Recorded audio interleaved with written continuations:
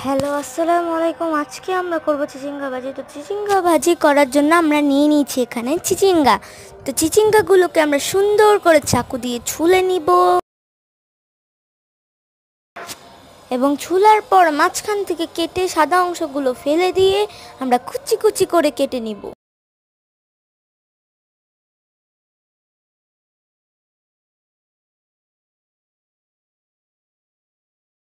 ঠিক এইভাবে আমরা মাঝখান থেকে কেটে এই সাদা অংশটা ফেলে দেব। এটা করার কারণ হচ্ছে যদি আমাদের চিচিঙ্গাটা নষ্ট থাকে আমরা যদি দেখতে পারি, আর তাছাড়া এই জায়গাটা অনেক শক্ত থাকে।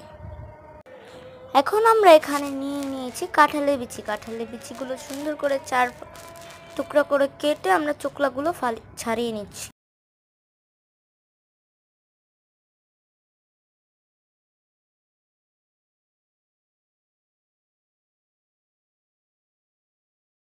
আর বাই দ্য ওয়ে, রান্নাটা কিন্তু আমার আম্মু করছে, আমি শুধু ভিডিও করছি। ওখানে দেখতে পাচ্ছেন চিচিঙ্গাগুলো কেটে রেখে দিয়েছি।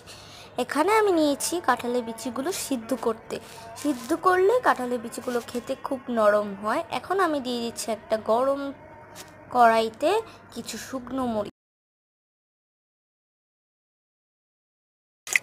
এখন দিয়ে দিলাম আমরা তেল।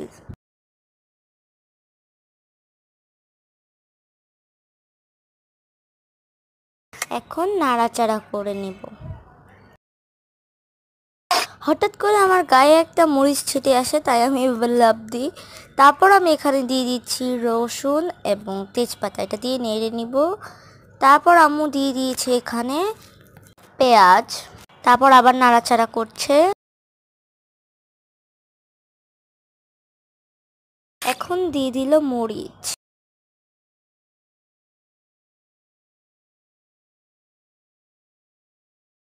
আর একটু পেঁয়াজ কম হয়ে গেছিলো, ওটাও দিয়ে দিল। নাড়াচাড়া নাড়াচাড়া নাড়াচাড়া নাড়াচাড়া করছে। এখন এটা হয়ে এসেছে। এখন এখানে দিয়ে দিচ্ছে ডিম। আমরা ডিমটা অপশনাল, আপনারা যদি দিতে চান তাহলে দিতে পারেন, না দিতে চাইলে দিতে নাও পারেন। আমরা ডিমটা দিয়ে দিয়েছি।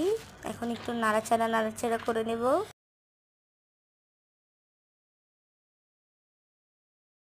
এখন দিয়ে দিয়েছি হলুদ।